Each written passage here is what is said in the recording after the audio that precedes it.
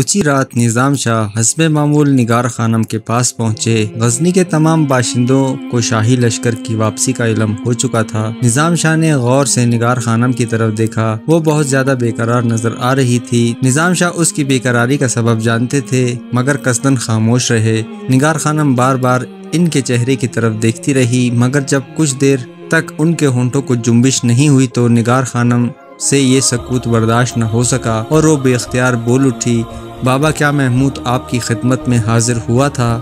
ہاں، وہ ایک سعادت مند بیٹا ہے۔ نظام شاہ نے اپنے مخصوص تبسم کے ساتھ کہا۔ آپ نے اسے غور سے دیکھا، وہ ٹھیک تو ہے؟ نگار خانم نے شرمگین لہجے میں کہا۔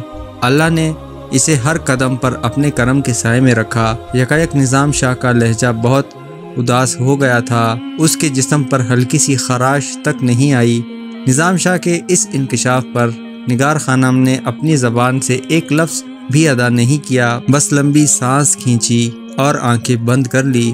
یہ بڑے سنگین لمحات تھے۔ نظام شاہ کے قلب حساس پر قیامت سی گزر رہی تھی۔ بیٹی تم اسے بھول کیوں نہیں جاتی؟ نظام شاہ نے انتہائی کربناک لہجے میں کہا۔ نگار خانم نے گھبرا کر آنکھیں کھول دیں۔ اس طویل عرصے میں اس نے پہلی بار محسوس کیا تھا کہ نظام شاہ کے دل و دماغ پر ایک بار گراں ہے اور اس کی شدت سے ان کی آواز لرز رہی ہے۔ بابا میں اپنے دل سے مجبور ہوں، نادانی میں ایک عہد کر لیا تھا، اب اس عہد کو کیسے توڑ دوں؟ یہ کہتے کہتے نگار خانم رونے لگی۔ اگر اس عہد کو توڑ دوں تو نظام شاہ کی بیٹی کیسے کہلاؤں گی؟ نظام شاہ نے مضطرب ہو کر نگار خانم کو اپنی آغوش محبت میں چھپا لیا اور اس کے سر پر ہاتھ پھیرتے ہوئے کہنے لگے، بیٹی اللہ نے اس فقیر کی دعاؤں سے غلام کو تاجدار بنا دیا اور محتاجوں کو شان عمارت بخش دی، مگر آج وہی فقیر اپنی بیٹی کے لیے کچھ نہیں کر سکتا، سو اپنا دامن پھیلایا مگر دینے والے کی طرف سے انکار کے سوا کچھ نہیں ملا۔ شدید رکت کے سبب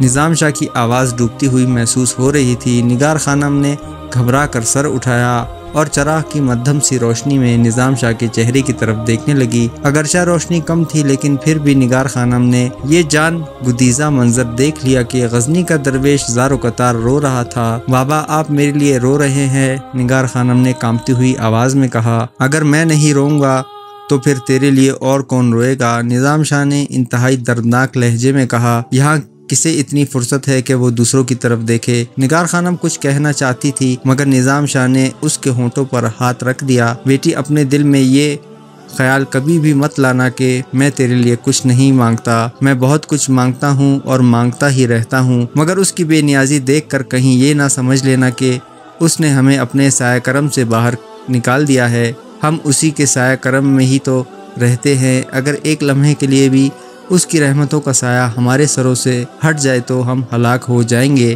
اور پھر اس زمین پر ہمارے لیے کوئی پناہ گاہ باقی نہیں رہے گی۔ اپنی مرضی سے وہ تمہیں جو کچھ بھی دینا چاہتا ہے اس میں تمہاری نجات ہے۔ اس کی بخشش اور عطا پر کبھی شک نہ کرنا ورنہ دونوں جہانوں میں خالی ہاتھ رہ جاؤ گی۔ میں اس کے فیصلے پر راضی ہوں بابا، نگار خانم نے جبراً مسکراتے ہوئے کہا۔ وہ نہیں چاہتی تھی کہ نظام شاہ مزید پریشان ہو جائے، اس کے فیصلے پر ہمیشہ اسی طرح راضی برضا رہنا۔ یہ کہتے ہوئے نظام شاہ اٹھے اور گھر سے نکل کر اپنی مزدوری کی تلاش میں چل پڑے۔ راجہ جے پال سے ہونے والی طویل جنگ میں محمود نے غیر معمولی ذہانت اور شجاعت کا مظاہرہ کیا تھا۔ اس وقت ولی عہد غزنی کی عمر 16-17 سال تھی۔ اس کم سنی کے زمانے میں بڑے بڑے سرماؤں کو شکست فاش دینا جنگ و جدل کی تاریخ میں ایک یادگار کارنامہ تھا۔ اس عظیم الشان فتح کا جشن منانے کے لیے امیر سبکتگین نے سرکاری طور پر ایک خاص تقریب منعقد کی تھی جو تقریباً 15 دن تک جاری رہی۔ غزنی کے تمام امراء نے ولی عہد سلطنت کی خدمت میں قیمتی نظریں پیش کیں۔ امیر سبکتگین کی طرف سے 15 دن تک عام رعایا کے لیے کھانے کا انتظام کیا گیا تھا اور اس کے ساتھ ہی ضرورت مند انسانوں میں کچھ نقد رقم اور کپڑے تقسیم کیے گئے۔ محمود انتہائی سرشاری کے عالم میں اپنے آدمیوں کی واپسی کا انتظار کر رہا تھا کہ وہ لوگ راجہ جے پال کے دیے ہوئے قیمتی تحائف لے کر غزنی پہنچیں گے اور اسی طرح تمام دنیا کے سامنے برہمن حکمران کی شکست پر مہر تصدیق ثبت ہو جائے گی۔ ابھی یہ انتظار جاری تھا کہ امیر سبکتگین کا ایک سپاہی راستے کی گرد و غبار میں اٹا ہوا سر دربار پہنچا اور اس نے راجہ جے پال کی عہد شکنی کی خبر دی۔ یہ اطلاع پا کر دربار غزنی میں ہلچل سی مچ گئی اور امیر سبکتگین کا چہرہ نفرت اور غضب کی آگ سے جلنے لگا۔ اس نے فوراً ہی راجہ جے پال کے وزیر دولت رام کو دربار میں طلب کرتے ہوئے کہا، تیرے حکمران نے غزنی کے شیروں کے ساتھ گدڑوں اور کتوں جیسا سلوک کیا ہے۔ سبکتگین کے لہجے سے آگ برس رہی تھی۔ ہمارے نزدیک تیرے اس گناہ کی تلافی ممکن نہیں ہے۔ اگر راجہ جے پال اپنے ہاتھوں سے اپنا منہ کالا کر کے غزنی کی ایک ایک گلی سے گزرے تب بھی اس کا یہ جرم معاف نہیں کیا جا سکتا۔ تیرے بد عہد اور بزدل آقا نے ہمارے جانباز سپاہیوں کی رہائی کی یہ شرط رکھی ہے کہ پہلے ہم تجھے آزاد کر دیں۔ دولت رام نے سبکتگین کی غضبناک حالت دیکھ کر فوراً دونوں ہاتھ جوڑ دیے۔ امیر میں بے قصور ہوں، بھگوان کی سوگند مجھے راجہ جے پال کے فریب و عیاری کا اندازہ نہیں تو کیوں قسمیں کھاتا ہے۔ امیر سبکتگین کی پرجلال آواز سارے دربار میں گونج رہی تھی۔ ہم نے اپنے جانبازوں کے جانوں کے صدقے میں تجھے زندگی کی بھیک دی۔ یہاں سے فوراً چلا جا کہ تو ہماری امان میں ہے، تجھے کوئی کچھ نہیں کہے گا۔ اور غور سے سن لے کہ جب تو ذلیلوں کے ذلیل اور حقیروں کے حقیر جے پال کے پاس پہنچے تو اس سے کہہ دینا کہ ہم اپنے پورے قہر و جلال کے ساتھ اس طرف آ رہے ہیں۔ اگر ہمارے جانبازوں میں طاقت ہے تو وہ اپنے ساتھیوں کو اس کی قید سے رہا کرا لیں گے، اور اس سے یہ بھی کہہ دینا کہ اس نے بدعہدی کے ساتھ بزدلی کی بھی بدترین تاریخ رقم کر دی ہے۔ بلرام سنگھ کی معصوم بچی اور بے سہارا بیوی کا قتل ہماری نظر میں ایک بڑا سنگین جرم ہے۔ ابھی دربار میں امیر سبکتگین کے الفاظ کی گونج باقی تھی کہ بلرام سنگھ اپنی نشست پر کھڑا ہو گیا اور انتہائی باوقار لہجے میں بولا، امیر محترم، یہ میرا ذاتی فرض ہے، اپنے اس بوجھ کو میں خود اتار لوں گا۔ نہیں بلرام سنگھ، امیر سبکتگین نے بلند آواز میں کہا، تم ہمارے بھائی ہو، اس لیے تمہارا غم ہمارا ہی غم ہے۔ صرف تم ہی نہیں، عنقریب ساری دنیا اپنی آنکھوں سے دیکھے گی کہ ہم تمہارے غم میں کس طرح شرکت کرتے ہیں۔ اس کے بعد امیر سبکتگین نے وزیر دولت رام کو اپنے چند سپاہیوں کی نگرانی میں ملتان روانہ کیا اور ایک لشکر جرار لے کر ہندوستان کی جانب بڑھا۔ اس زمانے میں ہندو راجاؤں کے دربار کا یہ دستور تھا کہ ملک کے دانشمند برہمن راجہ کی دائیں طرف اور راجپوت سپہ سالار بائیں جانب بیٹھتے تھے۔ جب کوئی معاملہ درپیش ہوتا تو یہ معزز درباری اپنے حکمران کو مشورہ دیا کرتے تھے۔ اس قانون کے مطابق امیر سبکتگین کے ساتھ بدعہدی کے مسئلے پر غور و فکر کا موقع آیا تو تمام درباری اس نتیجے پر پہنچے کہ راجہ جے پال کا یہ فعل انتہائی نامناسب ہے۔ دائیں بائیں دونوں طرف سے ایک ہی آواز بلند ہوئی، ایسے دشمن سے وعدہ خلافی کرنا احتیاطاً اور عقبتاً اندیشی کے خلاف ہے۔ کہیں ایسا نہ ہو کہ یہ بدعہدی ہمارے لیے تباہی اور بربادی کا پیغام لے کر آئے اور ہم پر وہ آفت اور مصائب نازل ہوں کہ ہمارا نشان تک باقی نہ رہے۔ اس لیے احتیاط اور مصلحت کا یہی تقاضا ہے کہ ہم اس ترک امیر سبکتگین سے جس کا خوف خاص و عام سب ہی کے دلوں میں بیٹھا ہوا ہے، بدعہدی کر کے جنگ نہ کریں اور رعایا کے امن و امان کا خیال رکھتے ہوئے کسی حجت کے بغیر وہ رقم ادا کر دیں جس کی بنیاد پر صلح ہوئی ہے۔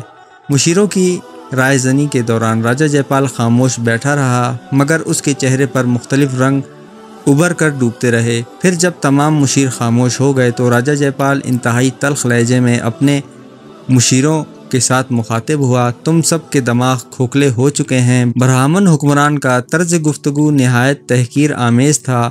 تم میں سے کوئی بھی راجنیتی نہیں جانتا۔ میں نے جو کچھ کیا ہے ٹھیک کیا ہے۔ مجھے دشمن سے مہلت حاصل کرنا تھی سو حاصل کر لی۔ سبکتگین اچھا شاطر نہیں، اس لیے میری چالوں کو نہیں سمجھ سکا اور مات کھا گیا۔ تمام مشیر راجہ جے پال کی کم عقلی اور تنگ نظری کا ماتم کرتے ہوئے دربار سے اٹھ کر چلے گئے اور برہمن حکمران نے اپنے تیز رفتار قاصدوں کو انتہائی جذباتی انداز میں تحریر کردہ خطوط دے کر تمام ہندو راجاؤں کے پاس بھیج دیا۔ ان خطوط میں صاف صاف لکھا تھا، میں راجہ جے پال تمہیں باخبر کرتا ہوں کہ ہندو مذہب کا بدترین دشمن امیر سبکتگین دوبارہ ہندوستان کی طرف بڑھ رہا ہے۔ اگر اس وقت تم نے مجھے تنہا چھوڑ دیا تو یاد رکھو کہ ایک دن تمہارے محلوں میں دھول اڑے گی اور تمہاری چتاؤں میں آگ لگانے والا بھی کوئی موجود نہیں ہوگا۔ اس لیے میری مدد کو آؤ اور اپنے دیوتاؤں کی ناموس کو بچاؤ۔ جے پال کے اس جذباتی خط کا ہندو راجاؤں پر خاطر خواہ اثر ہوا اور تمام حکمران اس کی مدد پر آمادہ ہو گئے۔ خصوصاً دلی، کنوج اور اجمیر کے فرمانرواؤں نے بے شمار وسائل کے ساتھ لاتعداد سپاہی راجہ جے پال کی مدد کے لیے روانہ کر دیے۔ پھر جب برہمن حکمران سپتگین کے مقابلے کے لیے لاہور سے نکلا تو اس کے پاس 1,00,000 سوار اور ان گنت پیدل سپاہی موجود تھے۔ انسانی سروں کا ایک سمندر دیکھ کر راجہ جے پال کے مشیر، جو اسے احمق قرار دے رہے تھے، بے اختیار چیخ اٹھے، اب سپتگین کو دنیا کی کوئی طاقت شکست سے نہیں بچا سکتی۔ یہ جنگ پہلی جنگ سے بہت مختلف تھی۔ اس وقت راجہ جے پال نے تنہا اپنی فوجی طاقت کی بنیاد پر امیر سپتگین کا مقابلہ کیا تھا، مگر اس بار اسے تقریباً سارے ہندوستان کی عسکری پشت پناہی اور قوت حاصل تھی۔ تمام ہندو راجاؤں نے اپنے اپنے وسائل کے مطابق راجہ جے پال کے ساتھ عملی تعاون کیا تھا۔ نتیجتاً برہمن حکمران کے پرچم تلے کئی لاکھ سوار اور پیدل سپاہی جمع ہو گئے تھے، اور فوجوں کی اس اکثریت کو دیکھ کر کہنے والوں نے کہا تھا کہ راجہ جے پال اور امیر سپتگین کے درمیان طاقت کا کوئی توازن موجود نہیں۔ اس لیے اہل ہند کو غزنی کے فرمانرواؤں کی شکست یقینی نظر آ رہی تھی۔ اگرچہ اس وقت ہندوستان مختلف چھوٹی چھوٹی ریاستوں میں تقسیم ہو چکا تھا، لیکن ہندو مذہب بچاؤ کے نعرے نے تمام راجاؤں کو راجہ جے پال کی مدد پر مجبور کر دیا تھا۔ ان کے دلوں میں اب بھی نفاق اور تعصب کے شعلے بھڑک رہے تھے، مگر مذہب کے حوالے سے انہیں وقتی طور پر آپس میں اختلافات بھول جانے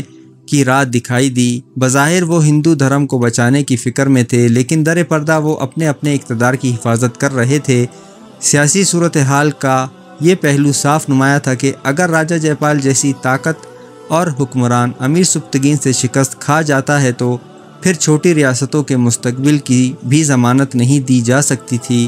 ایک بار مسلمانوں کے قدم ہندوستان کی سرزمین پر جم جاتے تو پھر ان کی فتوحات کا سلسلہ بھی دراز ہوتا چلا جاتا۔ یہی سوچ کر دلی، کنوج اور اجمیر کے راجاؤں نے اپنے اپنے خطوط میں راجہ جے پال کو مخاطب کرتے ہوئے لکھا تھا: ہندوستان کی تاریخ گواہ ہے کہ برہمنوں اور راجپوتوں کے درمیان ہمیشہ سے اٹوٹ رشتے قائم رہتے ہیں۔ انہی مقدس رشتوں کے حوالے سے ہمارے افراد اور وسائل کی تمام تر قوتیں آپ کے لیے وقف ہیں۔ آپ سامان رسد اور فوجی طاقت سے بے نیاز ہو کر امیر سپتگین سے جنگ کیجیے۔ ہمارے پاس اتنی خوراک ہے کہ اگر یہ جنگ 10 سال تک بھی جاری رہے تو غذائی اجزاء کے ذخیرے میں ذرا بھی کمی واقع نہیں ہوگی، اور اپنے دھرم پر قربان ہونے کے لیے ہمارے پاس اتنے سر ہیں کہ دشمنوں کے دست و باز شل ہو جائیں گے اور تلواریں کند ہو کر ٹوٹ جائیں گی، مگر ان سے سروں کی یہ فصل نہیں کاٹی جا سکے گی۔ اس قسم کے خطوط نے راجہ جے پال کے دل و دماغ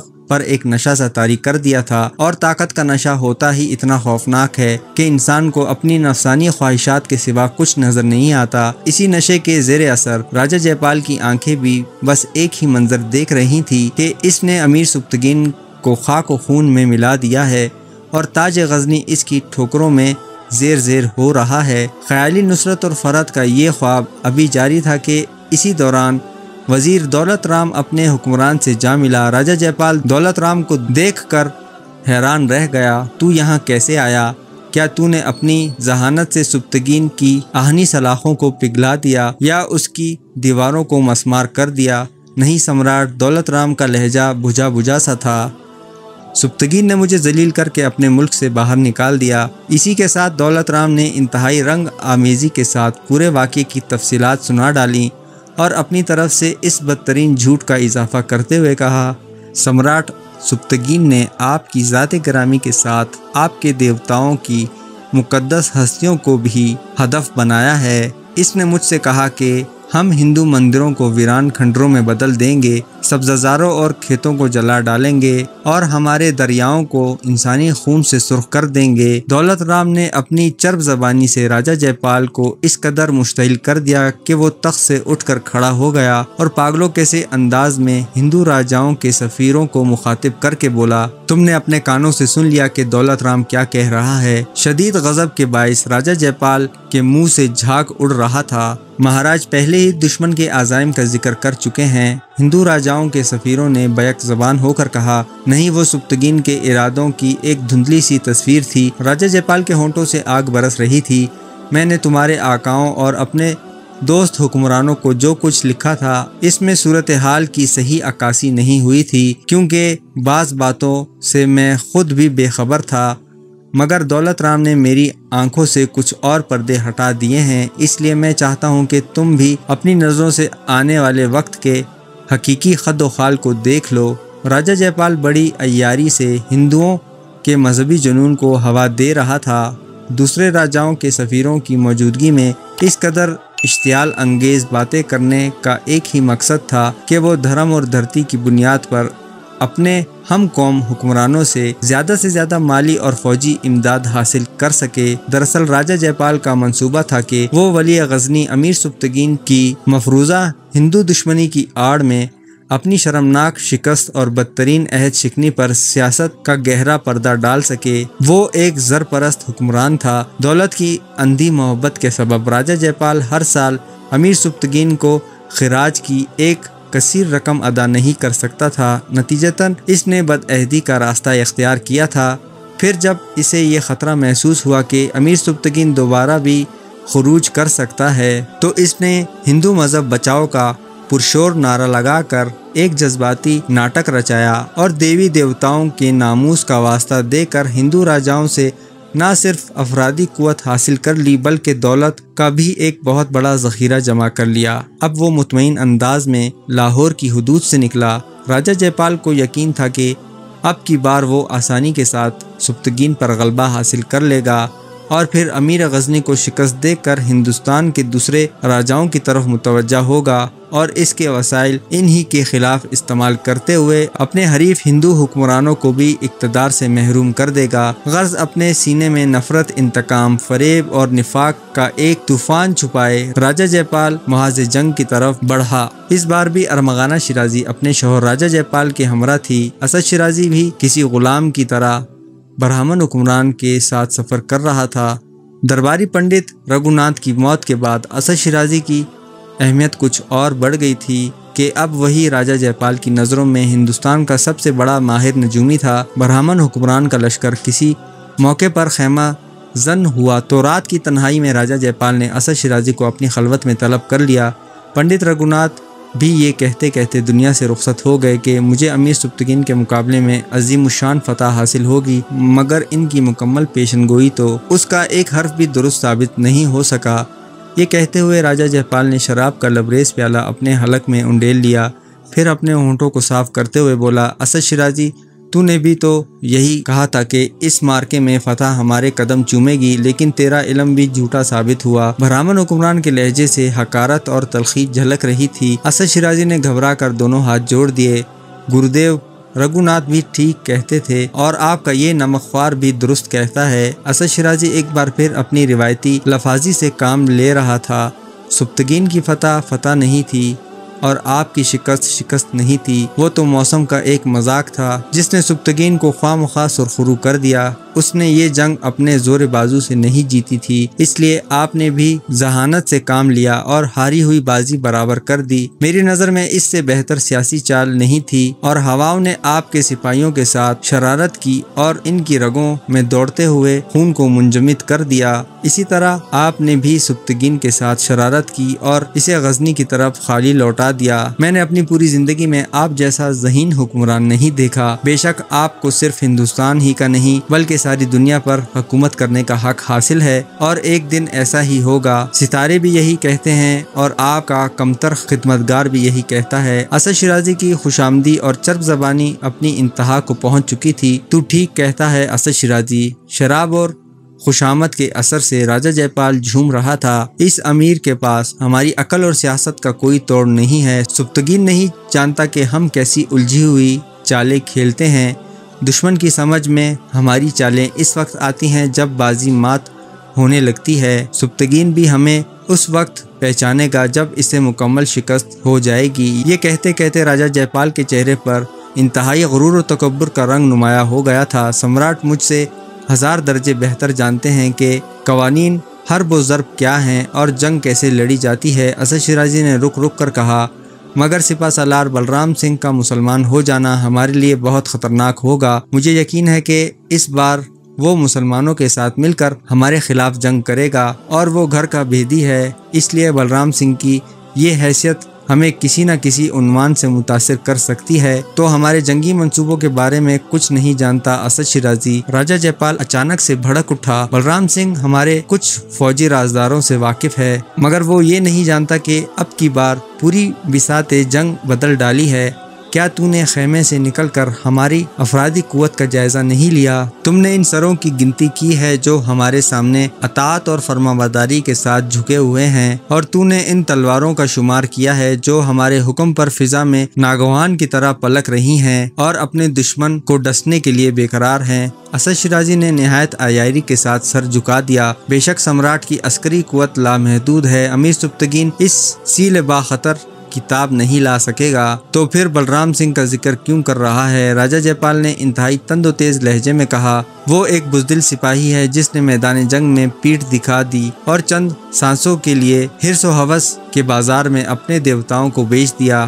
ہم نے درگا کی قسم کھائی ہے کہ اگر ایک بار بلرام سنگھ ہمارے قبضے میں آ گیا تو ہم اسے بڑی ذلت آمیز اور دردناک سزا دیں گے۔ ایسا ہی ہوگا سمراٹ، ایسا ہی ہوگا۔ اسد شیرازی نے انتہائی خوشامدانہ لہجے میں کہا اور پھر سجدے کے سے انداز میں رخصتی سلام کر کے خیمے سے نکل گیا۔ اسد شیرازی کے جاتے ہی ارمغانہ نے بڑے ناز و غرور کے ساتھ راجہ جے پال سے کہا، سمراٹ بلرام سنگھ میرا مجرم ہے، اس لیے اس کی سزا بھی میں ہی تجویز کروں گی۔ یہ کہتے کہتے ارمغانہ کی چڑھی ہوئی کمان جیسے آبرو مزید کھنچ گئے تھے۔ صاف و شفاف پیشانی پر کئی شکنیں نمودار ہو گئی تھی اور شفق رنگ چہرہ بھڑکتی ہوئی آگ کی طرح سرخ ہو گیا تھا۔ تم خوب جانتی ہو سمترا کہ بلرام سنگھ نے بیک وقت 3 ناقابل معافی گناہ کیے ہیں۔ راجہ جے پال نے ارمغانہ کو اس کے نئے نام سے مخاطب کرتے ہوئے کہا، پہلے وہ ہمارا گناہگار ہے کہ اس نے ہمارے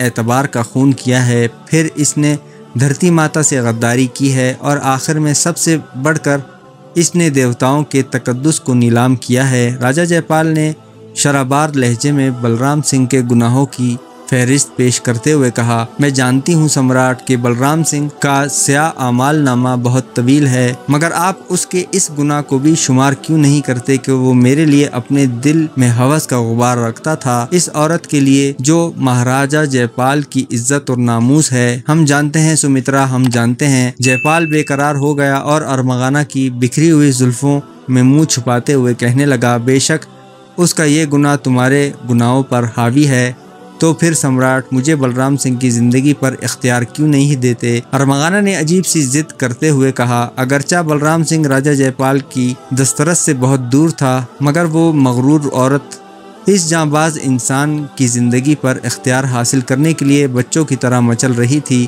تم ہم سے راضی ہو سمترا؟ راجہ جے پال کی رگ رگ میں شراب سراعت کر چکی تھی۔ وہ بے خود ہو کر ارمغانہ کی آغوش میں گر پڑا۔ ہم نے تمہیں اس حرام کار بلرام سنگھ کی جان پر پورا اختیار دیا۔ یہ راجہ جے پال کے آخری الفاظ تھے۔ اس کے بعد وہ اپنے ہوش و حواس کھو بیٹھا۔ ارمغانہ نے بے دلی سے راجہ جے پال کو اپنے آپ سے الگ کیا اور انتہائی سرکش انداز میں اٹھ کر کھڑی ہو گئی۔ وہ سر سے پاؤں تک ایک دہکتا ہوا انگارہ بن گئی تھی۔ سبکتگین، میں کسی بھی حال میں رہوں، زندگی کی ناکامیوں کا زہر پیوں یا کامرانیوں کا آب حیات اپنے حلق سے اتار لوں، مگر ایک دن تجھے ذلیل و رسوا ضرور دیکھوں گی۔ یہ کہتے کہتے ارمغانہ کا گلگار چہرہ دھواں ہو گیا تھا۔